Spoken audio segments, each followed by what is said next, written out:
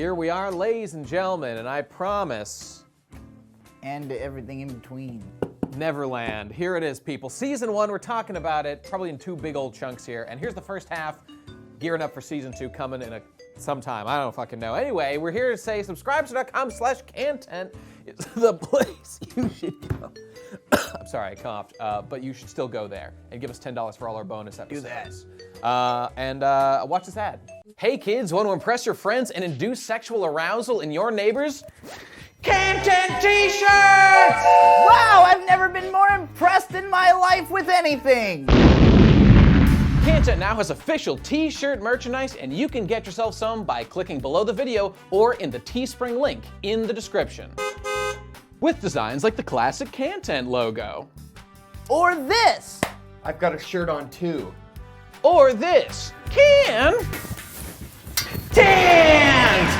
In these trying times, why not tell the world you'd rather be watching UruCamp from inside your cozy can tent? They're a great way to support the show and share your KHANTEHNT pride. So get out there, wear them, and get into KHANTEHNT. KHANTEHNT! ハウスを出て行って誰一人よこさないじゃない。私書くね。手紙いっぱい書く。でもたった一つの事実が現実を覆す。みんなのこと絶対忘れない。 Welcome back, ladies and gentlemen.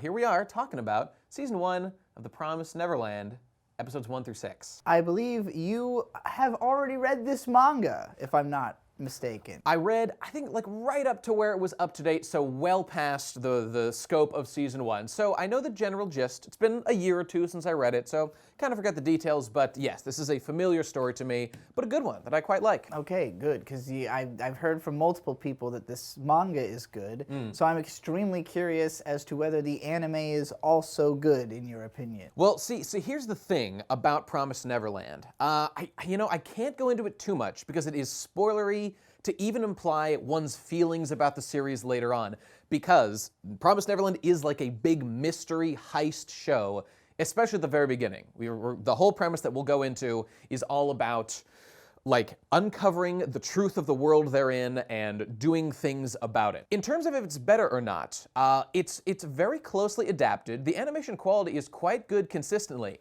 but there's just one thing, and it's their fucking faces. There's something not quite right about the faces of these characters in the anime that I never noticed in the manga. Their face features are too far from the sides of their face. They're too centered on the head. This is one of those weird cases where, despite the fact that, like, I can't say the anime looks bad. No, that is clearly incorrect. But I think that what makes the manga art appealing is so particular and ethereal to that artist's style, there was no way it could be replicated in animation. And I really think it makes at least the first episode of this show suck. Suck, you say? Oh, I disagree. I maybe my opinion will change as it goes, because it's not that I don't think it's justified, all the things that happen. It's just that the first episode I found to be so cloying each time that I watched it. I've seen this before, the first 2 episodes. And it's just that, like, all the kids, I guess it's the faces really are the problem. It's that only they all the got faces. The big smiles, and everybody's just so over the top looking, like, happy and saccharine. Because, like, obviously at the end of the episode, it turns out the kids are fucking getting eaten. But, like, Indeed. The whole episode is just, like, kids with giant smiles on their faces going like, Mom, we love you! Life is so good here! We're all friends, and everything's amazing in this world! And then, like, they find out the truth, and it immediately is, like, a total 180 on that. It's like, okay, well, we were wrong about all those things. Well, see, for the premise, I love all of that. I just think their fucking faces in the anime specifically look like trash. I can't believe that they just didn't double... Okay, I know this looks like generally okay. It's the little details. It's like the shape of the eyes, the distance from the side of the face. I noticed, it's not true in this one, their mouth is like too high on their face a lot of the time. It's got a weird slant, but like the manga does have that. It's just that the manga also looks like so brushstroke, like, you know, it's got that almost Berserk-esque, like, fantasy wispiness that, like, it makes it feel dreamlike. And so when I think about like, this is me not even having read the manga. I could be speaking somewhat out of my ass, but I've seen a lot of pictures of it. And just thinking about how the opening scene of the anime feels makes sense to me with the manga art style, because it's like a fantastical feeling place where like the offness of how all these kids are acting is apparent. And in the anime, it just seems like I'm watching a show about an orphanage full of a bunch of dumb kids who are gonna get eaten. And like I can't possibly give a fuck about them, and because like they seem so inhuman and bizarre. And again, like I don't think that's not the point, but it just in the anime it's like an uncanny valley feeling of like, and it only starts making sense to me when we get to episode 2 and we basically cut off from all the other kids. It's just like the main ones who are focused on for a while. And through episodes like 2, 3, and 4, I got enough of a sense of those characters to be like, oh, okay. I get who these characters are, what this show is, but I really just think that the first episode didn't set me up for like any kind of expectations beyond like these kids be getting eaten. They're gonna find out something dark's happening, you know, like and have to escape. But like I couldn't get invested in like the personalities or anything of what seemed to be just kids who had been brainwashed from childhood to be mindless, dumbass, like drones. Well, which ones are you talking about? I mean, I totally agree with most of the kids. This takes place in effectively an orphanage, like a home to care for kids, with like the one teacher, mama, lady to take care of them. I mean, most of them are basically interchangeable and don't matter at all. There's a handful of them, like the smartest ones, the oldest ones, who are our real cast members. And I mean, I felt, because obviously they put personality into a limited number of characters in episode 1 and beyond. Ray, Emma, and Norman, our initial trio of miscreants. These guys are the ones with like all the focus and all the shit on them. Nobody else really matters that much. We get a couple of characters who like join the operation or are going to be involved that they're okay to share information with. But like these guys are really the ones that matter, and they have fleshed out personalities. Our antagonists are made clear right away. And I basically think that I am somebody who talks all the time about fuck anime, manga's better. Or at the very least, adaptations often lose large stuff when they make an adaptation. And I totally agree. Different mediums have bigger strengths and weaknesses in different areas. All true. Very, very much the case. This, however, while there was absolutely much lost, the designs are worse, and we've lost tons of the beautiful artwork. Like, this story, the premise is strong enough for, I mean, this is one of the most popular series in recent history. You know, ran in Shonen Jump. It's a Shonen Jump mystery story. It's a little bit Death Note-y, really. It kind of taps into that audience, probably.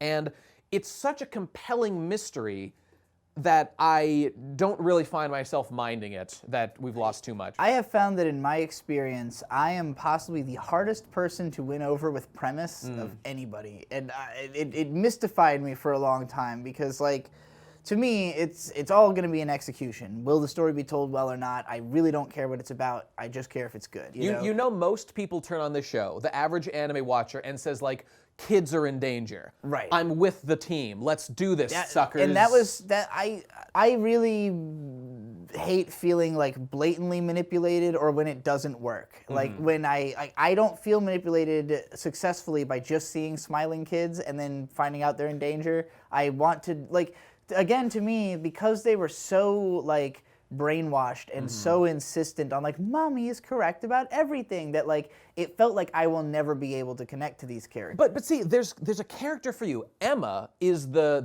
dumbass shonen protagonist, main character, who's too lovey, optimistic.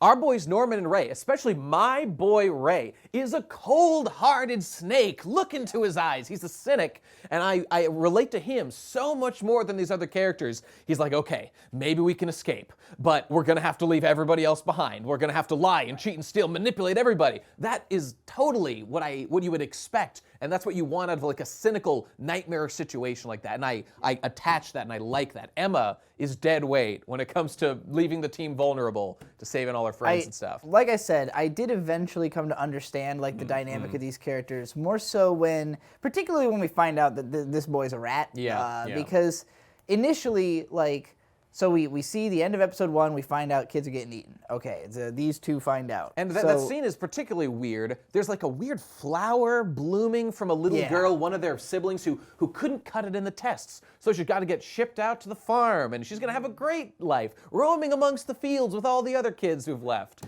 No, she's dead. And so, like, with these two characters, right away, what's his name? His name is Norman. Norman immediately surmises, like, okay, they probably are after brains. That's why, like, only the smartest kids get to live longer, so they develop enough brains to be eaten by the time they're 12, and, like, only if they're, I guess, really dumb, they get eaten younger, because, like... I think because they just can only support so many at the orphanage. Like, otherwise, they could just keep them until they're 12 and more delicious, I guess. And by the way, I just love that in episode 1, it's saccharine, everything looks pretty for the obvious twist at the end when we see the monsters, but it's not that like we just see Mama be a traitor. We see giant scary monsters and a dead child at the end of episode 1, completely fucked, put in like this weird little capsule thing. It's very much good. the Aaron's mom gets eaten moment of this show's Attack on Titan, and the show's nowhere near as high key as AOT.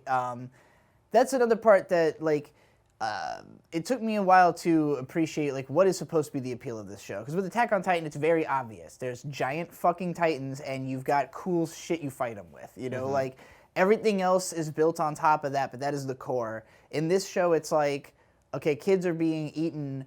How are they going to deal with this? Right, and it's really only as it starts to unfold that you see, okay, it's because this kid is so smart. He's going to come up with tactics. We're told right away they're the smartest kids in the class. They get perfect scores and everything. So we're like, it's going to be an intelligence battle thing. Yeah, and so as we see that, you know, like you said, she's the shonen protagonist. He's kind of just giving her instructions, but she is the moral compass. She's the inspiration, the sort of muse. Because if it weren't for the fact that he believes in her like level of belief in the ability to save everyone, then he wouldn't believe its possibility, I guess. Yeah, that's true. Something to that extent. So, yeah, like when he, like, I guess it was a case of it would have been understandable that the smartest guy tells her all this stuff, they're on board. Then they meet the third kid, and he's instantly on board too. And I remember just kind of feeling like, man, it's so easy for them all to like switch over from how they used to think. It almost seems unbelievable. But it's really just that it's easy for him to switch over from how he used to think. He convinces her, and that guy is a traitor in the first place. Yes. Once you understand it on that level, it clears all that up. And Norman you know? is quite clearly like a super genius. Like his mental ability to the fast more, forward through like, all this shit. As we go through it, you realize, okay, it's just that like he doesn't have an emotional reaction to things. You know, his emotions are all completely on the bottom surface layer, just like compelling the general idea of his actions. But like, again, that's why he needs the muse there to be like, I can't make emotional moral decisions. I will call on you to do that. I am just going to plan things out and solve the mystery. The actual moment that sold me on these two characters, I don't remember if it's in 2 or 3, is they're going down the stairs and Mom like stops them and is like, "Did you go to the gate?" And only he turns around and just says no. She And doesn't she show doesn't her turn face around on at all. purpose, And I was yeah. like, okay, this is the dynamic. I Yes. get it now. They know what they're doing. It's about manipulating characters, managing what emotions they expose to each other to keep the subterfuge going. And you know I liked it as an anime specifically. They did this in the manga, but this is a moment enhanced by the anime where at the end of episode 1, you know, we're meeting Mama. She's very sweet in the end, but we get the jump scare moment when they cut and the big violin moment. And I was like, see, that's something you can't do in manga. You can't do a jump scare as effective. You can do it a little bit, but it's enhanced with music and audio. And I was like, okay, we're in for what is actually like a horror series, basically. And that's what it is. I would call this a thriller. Yeah, sure. That's the word I would use. Like a mystery thriller drama about some kids trying to not get eaten. And also, right away, we're introduced to a more complex power hierarchy than just that, because another maid shows up working under Mom, who herself is like a subject of Mom, wanting to become a mom eventually, but like it's clear that any state besides the top is a degrading state to be in, where like you are just at the whim of the people above you, and she does not like that. So she might want to try to team up with the kids to fight against Mom. That's where we're at like the end of episode 6, which is where we stopped here. The complex hierarchies and the different allegiances that can be weaponized in this whole state. See, because there's an element here that's like, okay, everything the kids are doing could theoretically be totally undermined if they had like cameras or bugs or were watching. And so as a critical viewer, you're gonna be like, okay, how are they getting away with like all this planning? They're going to off-limits areas like all the time. And they address, Mama has like a watch with a thing that tells them where all the kids are at any time. if she checks it, she'll bust all of them. And so some of that's explained by the fact that once Ray reveals that he's actually working for Mama, he's feeding her just enough information for her to believe that he's on her side, but actually he's manipulating her with the larger goal of saving like his close group of friends by sacrificing like himself and like all the unnecessary elements here. And so his Machiavellian, basically selfish tactics to get the things that he specifically wants, even if it kills like some of his other siblings, is like endearing. And it's watching the sacrifices. No, it's endearing because he's making moral choices. And watching him like struggle to do that, or knowing he's a very dark, closed character. Inside his mind, you know that he's suffering, because nobody wants to watch their siblings like be killed. He's just a cynic, and he's like, I just know if I don't do something, even more of my people will die, so I've got to do whatever I can to protect the people at least close to me. This is one of the reasons Ray is the most compelling character for me. I think that's fair to say, and like, the most compelling drama, I thought, in these first 5 episodes is when they introduced the other 2 characters who they're trying to... Don and Gilda, yeah. Yes, they're trying to spread awareness. Gilda is sort of... I don't know if she's like Yuri in love with Emma or whatever, but she's kind of follows her around and watches what she does and seems to be putting together that something's going on. Whereas the other kid, I think they just like... hey, you're older, we're going to tell you too. But they only give them like half the information because they don't want to tell them that Connie is outright dead or that they're getting eaten. And so like, and also once it's revealed, they don't want to tell them that Faye, that's his name, right? Who? Ray. Yeah. They don't want to tell them that Ray's a spy. So the 2 of them try to bust into Mom's room. Well, they successfully do. They find out she has a secret room. They lift the key right off her. Right, but they that's all they accomplish, and then like they find out about the secrets the others are hiding and have sort of a fight about it.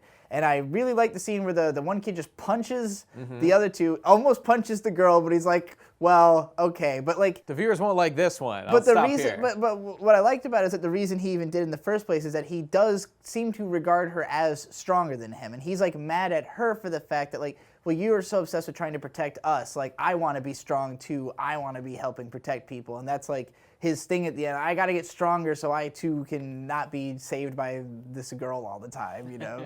A noble goal, to be strong, to protect the people around you.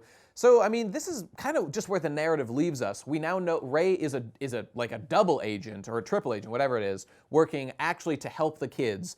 Although him and Norman have an understanding that's like, listen, Norman, the actual deal is I will continue to help you in these operations and I won't rat you out. But you need to betray Emma eventually because Emma is going to try to save everybody. You need to not let that happen and lie to her, manipulate her so that you two escape and leave all the dead weight behind because he doesn't believe there's any way they could take like the literal babies that are there with them and stuff. So practically that does sound like a challenge. Yeah, I mean, I guess if I'm thinking of this in terms of the otaku hero's journey lexicon, like you've always got the idea everybody should be savable. And obviously Emma is the mad scientist who thinks everybody is savable. There's no reason they wouldn't be. But she has no logic to back this up at all. Our living computer thinks it might be possible, but only because she keeps saying so. That's the only reason he has. There's no logic behind it. If he were to only govern himself on logic and no faith, then he would be Ray. So like, yeah, I guess she represents the faith of the group as a body. But he basically is telling him like, faith won't win out in the end. Like, have a backup plan. He believes in having the backup plan, no doubt about it. And, you know, one other element to touch on is it's a mystery from the very start. Where are they? What's going on? They live in this little house surrounded by woods, and they're allowed to go into the woods where they play tag. But at the edge of the woods, there's a fence, and they're warned, don't go over the fence. There's no good stuff. This is the very beginning, of course, before we know anything. They eventually, once they learn, oh my God, there's mad shit going on, people are dying, they go beyond it and they discover like a big wall that apparently encircles the entire facility.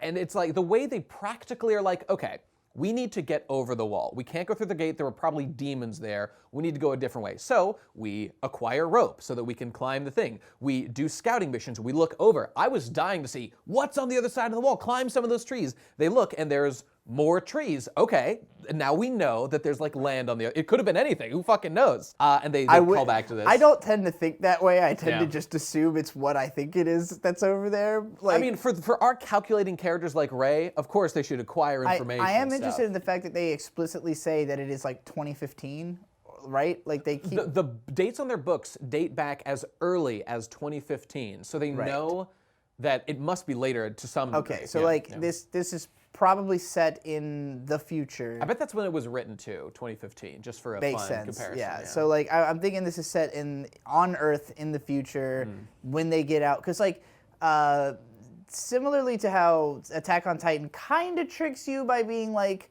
old-fashioned-y, but it's not really that the world's that much more advanced. It's like you know, it's kind of steampunk, I guess. The rest of the world might actually be further back than like we are now. In fact, it definitely is. Yeah, so, yeah, compared to the main guys.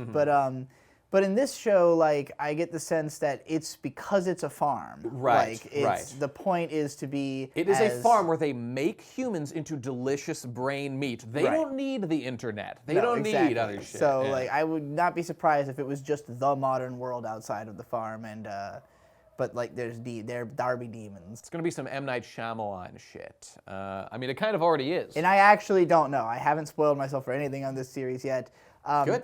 I'll say that these first 6 episodes, it felt like it took all 6 of these just for me to get like a level of hook where I was like, okay, I'll watch more, like, with some interest. Like, again, I do like the character dynamic. The mystery itself was not inherently interesting to me, but more importantly, it's the level of detail and scrutiny it goes to is like beyond what I really, like you were saying, attentive viewers will ask questions like cameras or bugs. I wouldn't have asked those questions. As soon as it was brought up, I was just like, oh, I don't know. I don't care until it's either yes or no. And then at some point we find out the answer and they find a solution. I'm like, great, cool, glad that's taken care of. I remember early in Death Note, once Kira's being suspected, he has Ryuk like find every single bug, because of course his room is full of bugs. It's the real world. This is what people do to trap people. But that scene in Death Note is actually great because he jacks off in front of his dad live on camera. That was a memorable scene for me. does that happen? It's implied. It's Amazing. implied, or at least that he looks at porn. I remember actually. It's blowing my mind that I can remember this because I'm sure I read the Death Note manga twice, 12 years ago. Yeah. He walks in the room and silently is just depicted looking all over the place, and it's funny. It's like an engaging, funny scene because you don't really know what he's doing until he says so, because he doesn't speak until he's sure there's no bugs. So you're just like, why is he looking around his room? This is not quite like that, and that's why Death Note good. Well, that's true. I mean, I love Not Death that this Note. is not good, but just that is why Death Note. I am like the normal public, I think, in that I was basically hooked by a premise of kids. It's like the most twisted version of a fairy tale. It's the Promised Neverland, right? It's about these kids and Neverland stuff.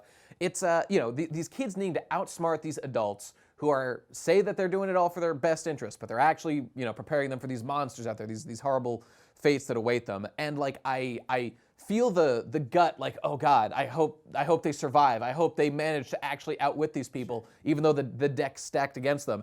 And like the bond they have with their family is made really clear and really strong. Emma really loves her siblings. I like the part where Emma like literally lifts up a baby and is like, I have to protect this baby. Yeah. And the girl next to her is like all blushy That's about it. endearing as shit. Emma cares so much about like her siblings, even though she just met that baby like today and was told her it's her new sister. She's like, gotta take care of it. I do think though, for me, and I'm very cynical about shows like this because Emma is too good of a character. She doesn't have any. I mean, her flaw is that she's naively too nice. Yeah, yeah. Well, you know what it's like. I don't want to spoil because I'm sure I did hear actually a spoiler, but to me it's like so obvious that it has to happen that like we'll if see. it does, that like it's just that kind of thing where it's like you can't make a character like this and have them live forever in a show and have that show be interesting. You know what I mean? It reminds me though. See what I like about it is that it's not like Emma is the only acting force in the narrative. She's kind of manipulated by the other two guys. Right.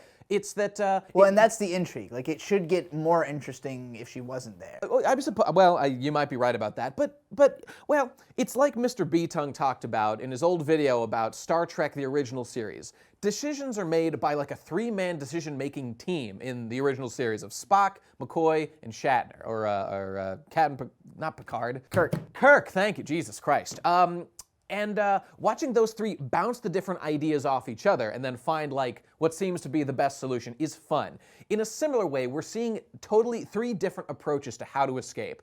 Like Norman is he's like the super genius who's got plans. He might be a little bit of a cynic, but he's gonna try to use master level plays to get the best end he possibly can. Ray, as they say, he's too quick to give up. So he's too quick to say, fuck all the dead weight. I'm just saving the people I know I can save. And Emma is He's the Rosie of the show. The Rosie of the show. And Emma is the hopeless ideologue, or not ideologue, but the idealist who's like, I will save everybody. She is the Kamina of this show. Indeed. Without a doubt. No doubt about it. She's got to die. And I enjoy watching them interact, at least so far, in the hopes of getting their way out. And I forget whose plan this was, but like they've got real plans. They're having these babies, these kids that they live with, play this game of tag in order to train them and get them ready to evade capture. And it's a little bit convenient that though they happen to play a game that applies very practically to this escape plan they're doing, but nonetheless, there's real thought put into how they're going to get away, saving all the kids. It's not just, we'll just wish and hope and it'll all go perfectly well. You know, there's hope that it will. I think the moment I'm going to possibly click with this show will be when they do something badass. Sure. Like, I think that the level of it so far is like, you know, it is meant to have this kind of imposing feeling of terror of like, oh, this is like way bigger than these little kids should be able to manage. But I kind of don't fall for that when like the main character is the smartest kid of all time and like, you know, and like the whole premise of the show is that at least they have to make it some fucking distance out of here or else like what the hell is the point? Yeah, so, like, yeah. You know, I can't feel that level of tension yet where like I honestly think like, oh, this is going to be, like, you know, right around the corner. Some crazy shit's about to happen. Well, like, I mean, it been all set feels up. droll, so it just feels kind of like... Droll means fun, damn it. Everyone the other uses way. droll wrong. I fucked it up again. It's sort of, what is the opposite of droll? Exciting, fun, happy. No, wait, boring. But what's like a French word for boring that I can use to sound smart? Mundane. Mundane, yeah. It's I been don't sort know. of, mundane is the word I'm looking for. It's been somewhat mundane so far. In that, like, none of the stuff they've pulled off has led to, like, a visible sense of progress, you know, where it's like... Well, that's true. That's true. We know that they're not in imminent danger in various ways. That's the funny thing about the whole concept of this show. This show is so built on, like, its first arc. I mean, I just know this to be true. Its first arc has, like, everything. It's, like, all the concepts, all the premise, and like, I don't actually know if it totally wraps it by the end of season 1. It probably does with my general knowledge of how the plot goes. It's like hard to imagine how they really keep interest after season 1 ends because it's all about the farm, the kids, the people there. Mama specifically is a character. How are we gonna do this stuff? So like, I mean, I don't know how it will convey past that point, but I do think that the second half of season 1 is going to have some very intense, solid moments if it covers the stuff that I think that it will. And I think we'll wrap up like the first arc, if I remember correctly, so I'm very excited to see that. Oh, and there's just one other plot element relevant to that. The only even hint that there's like any hope to this plan is that there's a secret code in the books. There's this owl, right, stamp in the books. There's like a circle around it that, oh my boy, Red Pill Phil, the strongest baby in the game, who deduces with his gigantic baby brain that there's like a Morse code attached to these things, where like an outside party sending these books in is just communicating like farm,